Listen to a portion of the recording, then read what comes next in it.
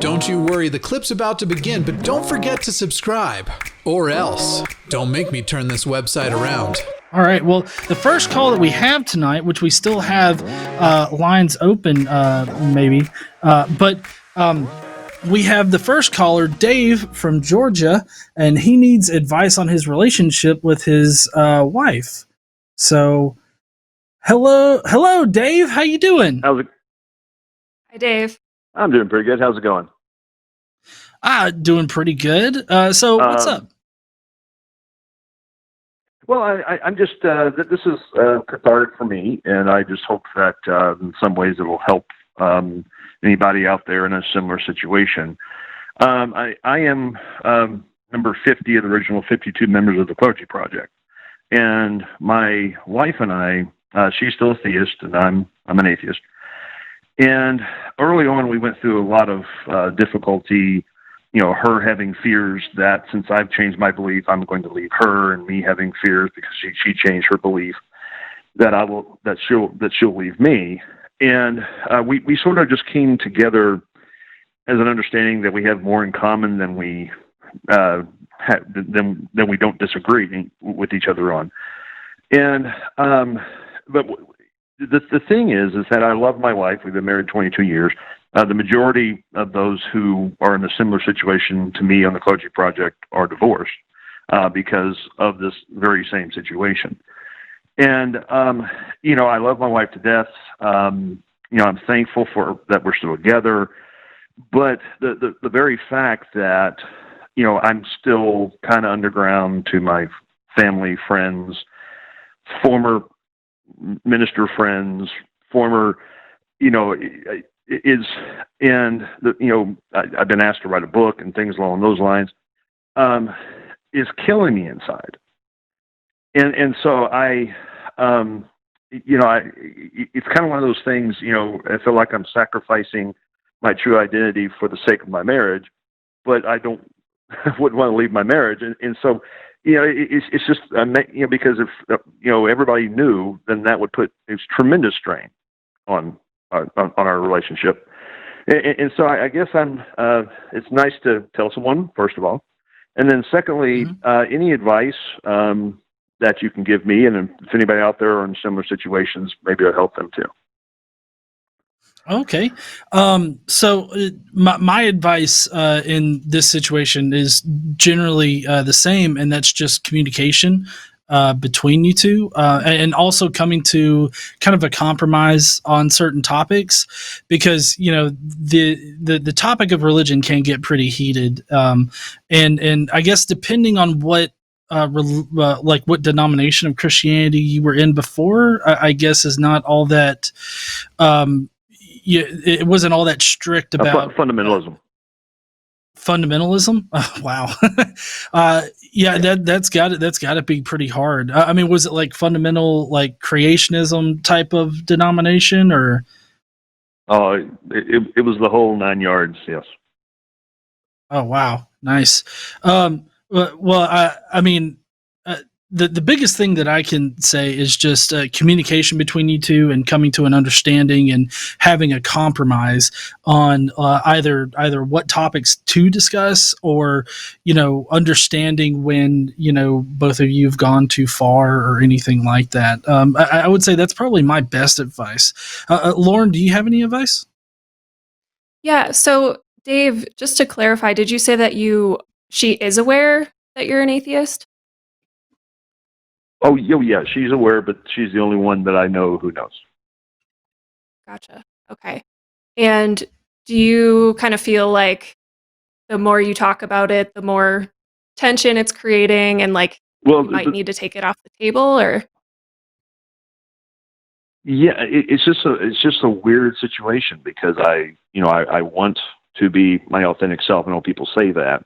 Not everybody can be that 100%, whether it be their job or whatever it is. So I'm not looking at that.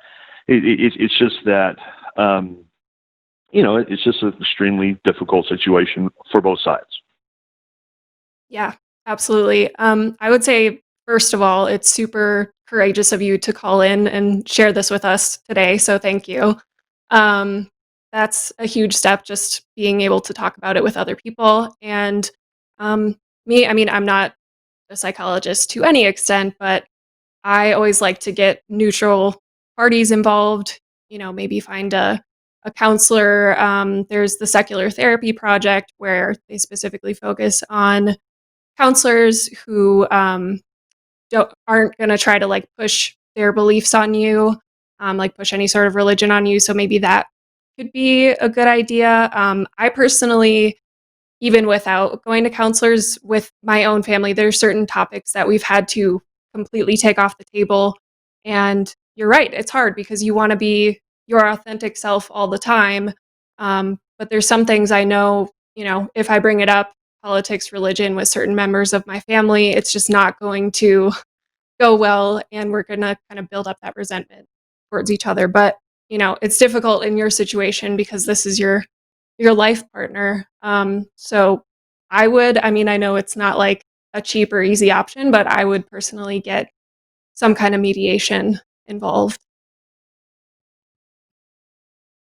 Yes, and I have sought the secular project therapy project, and they good. mostly told me just to concentrate on my marriage, and that's the only reason why I wanted your advice to get because I want to concentrate on my marriage, and our marriage is good, but at the same time, I don't want to be selfish, but there's just I feel like there's a part of me that's just dying inside, and so that's the reason why I reached out. So yeah, I'm so sorry to hear that.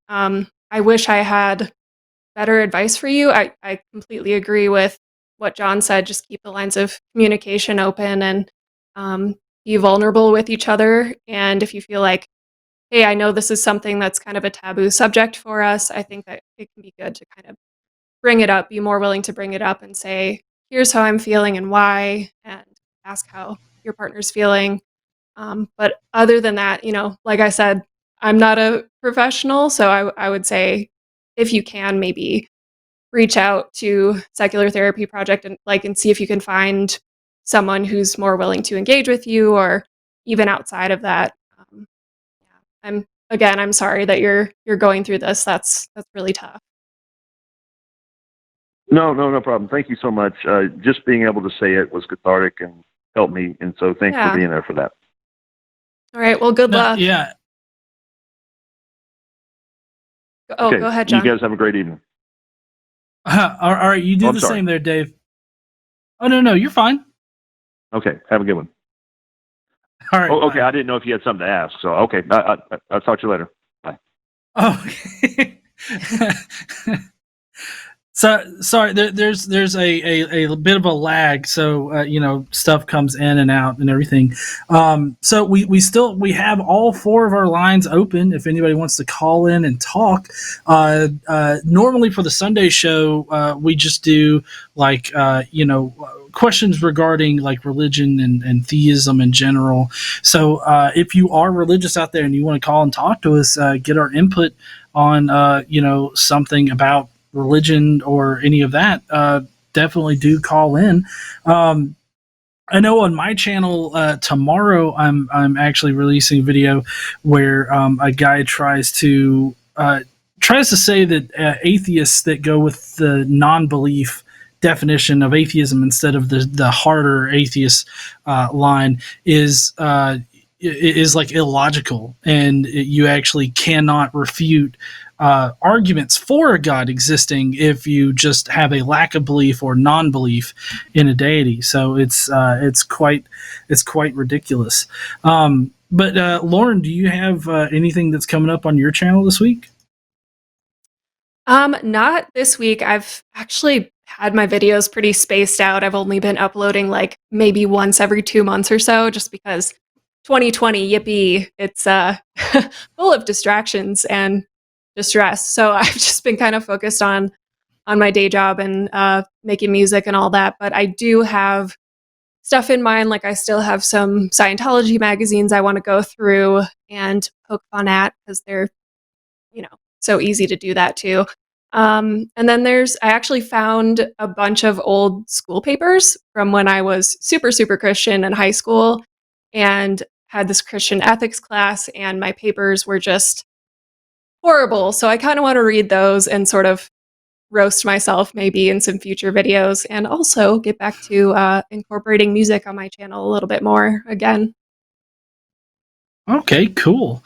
I know the one thing that this pandemic has really churned out, like in droves, has been the amount of religious people that have just been saying crazy things. Like I remember at the very beginning of the pandemic when what's his name? The pastor that tried to blow COVID away, Ken Copeland, I believe it was.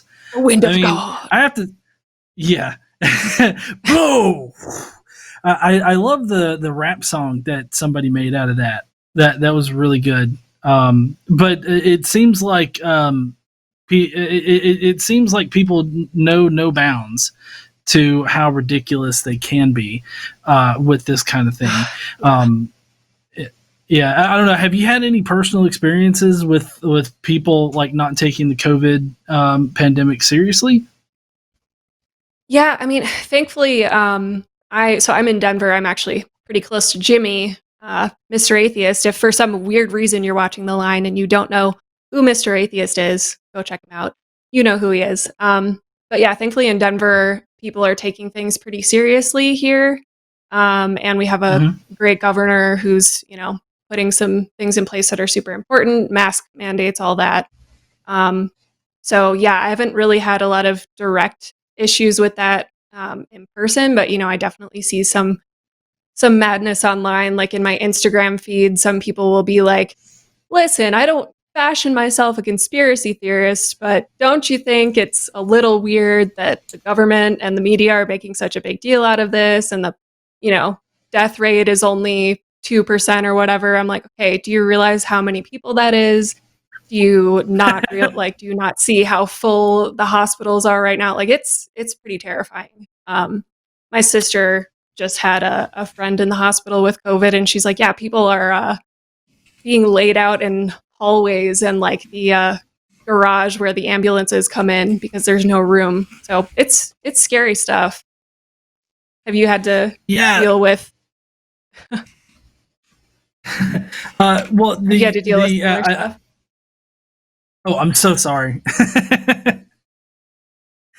The other thing that's been great to see is all of the people that have really just not wanted to wear masks in businesses.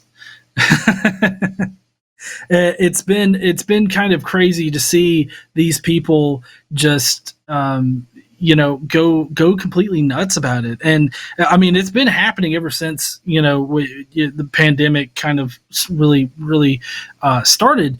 But it's amazing how it's almost December and you still have people that go to stores and freak out when they either can't go in the store because of them needing to wear a mask, but also the freakouts that happen on other people. Sometimes it can get dangerous, which is kind of interesting.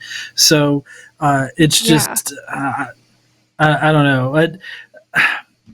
It amazes me how much they don't want to wear a mask, and how much they don't think that that COVID is like a real thing. I mean, I'm quite amazed by that. Yeah, I know. Or, simple things you'll say like, do you wear a seatbelt when you drive? Do you have airbags in your car? Like, are those impinging on your freedom? Then, why can't you wear a mask? But I think it's because it's new and we're all unfamiliar with COVID. This was kind of sprung on all of us, and it's hard for everyone. And I can't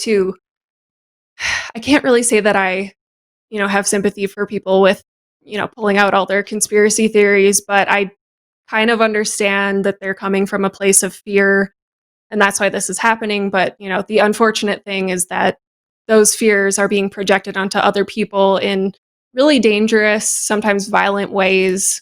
I think you mentioned people not allowed in stores. There was one person who, I think there was like a security guard outside of a dollar store, and he got turned away, like someone got turned away for not wearing a mask, and then like either them or their spouse came back and shot the security guard. I don't know, something like that. But it's just it's absurd. But yeah, I feel lucky to live in a city that takes it pretty seriously, because I would be in some cities in the US, I would be afraid just to go to the store these days. That and you have the political climate mixed in too. Yeah, that always makes it difficult.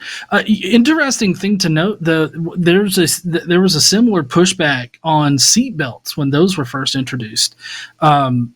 People would literally cut the seatbelts out of cars, and they pretty much threw tantrums over having to wear a seatbelt. So that's true. That was a big thing. Hey, thanks for checking out this clip for The Line. While you're here, hit that like button, hit subscribe, turn on notifications, and then share this with that bitter uncle of yours who loves talking about the good old days.